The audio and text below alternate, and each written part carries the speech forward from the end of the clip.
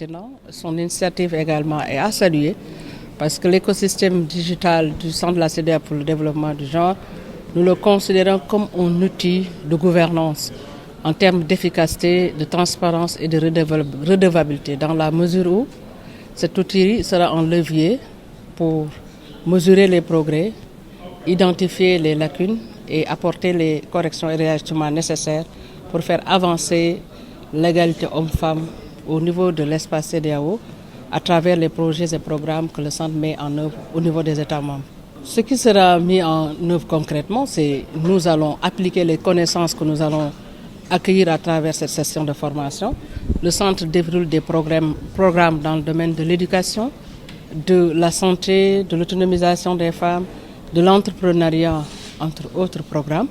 Nous allons appliquer ces connaissances à travers ces programmes pour faire le rapportage périodique des progrès, et il reviendra au centre aujourd'hui de faire un reporting global pour permettre également aux États de pointer du doigt les progrès réellement accomplis, mais aussi de pouvoir mesurer les lacunes qui ont été identifiées et de trouver des solutions correctives à cela. Pour l'instant, nous n'en sommes pas arrivés au reporting des lacunes, mais la conception du gender barometer, le marqueur genre de la CEDEAO fondé sur différents indices, ont montré aux États qu'ils ont progressé. Mais toutefois, il ne faudrait pas occulter le fait que ce classement cache souvent des réalités au niveau des pays. Un pays peut avoir des progrès énormes, par exemple dans le domaine de la prise de décision, de l'éducation, et entraîner des lacunes dans le domaine de la santé ou de l'autonomisation, entre autres domaines. Donc c'est pour nous un outil d'apprentissage aussi, qui nous permettra aussi en même temps d'identifier ces lacunes et ces défis, d'apporter, comme je l'ai dit tantôt, de nouvelles solutions beaucoup plus durables et soutenues, afin que la marche vers l'égalité puisse être une réalité dans nos États, mais aussi dans l'espace CEDEAO. Merci beaucoup, c'est le professeur Fatou Sow Sarr, commissaire au développement humain aux affaires sociales à la CEDEAO. Aujourd'hui, nous sommes à une rencontre qui marque une étape importante dans la mission qui est confiée au Centre genre pour le développement de la CEDEAO. C'est le partage d'une plateforme qui s'appelle l'écosystème digital de la CEDEAO, qui nous permet de mettre en ligne un certain nombre de bases de données. D'abord, ce qu'on appelle l'EcoGo, qui est un outil qui permet au Centre genre de faire le suivi et évaluation de tous les programmes qu'il a dans tous les pays de la CEDEAO.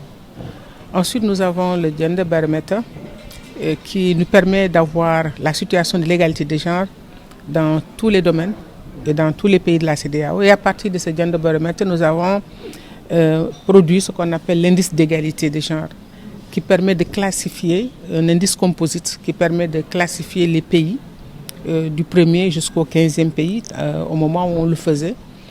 Ça permet à chaque pays surtout de savoir où se trouvent ses lacunes pour pouvoir les aider davantage, pour les accompagner à combler ces lacunes. Un pays peut ne pas être premier, mais sur un domaine particulier, quand je prends le cas de la Sierra Leone, sur les questions de santé, être en avant sur le Sénégal, par exemple, sur la question de l'égalité des genres.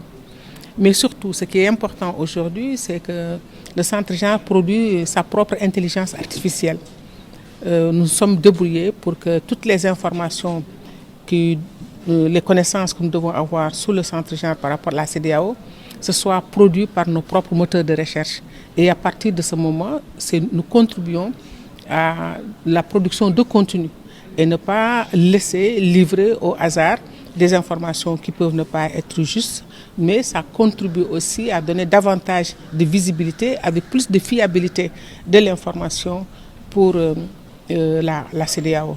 Donc la CEDEAO aujourd'hui est en train d'écrire son futur parce qu'en intégrant la dimension de la digitalisation, en intégrant la question de l'intelligence artificielle, mais en étant capable de produire des bases de données. Et à cela, nous saluons tous nos partenaires avec qui nous travaillons. Je pense au CRES ici au Sénégal, qui est le principal acteur pour le Sénégal sur la production de cette situation de référence et de l'indice d'égalité.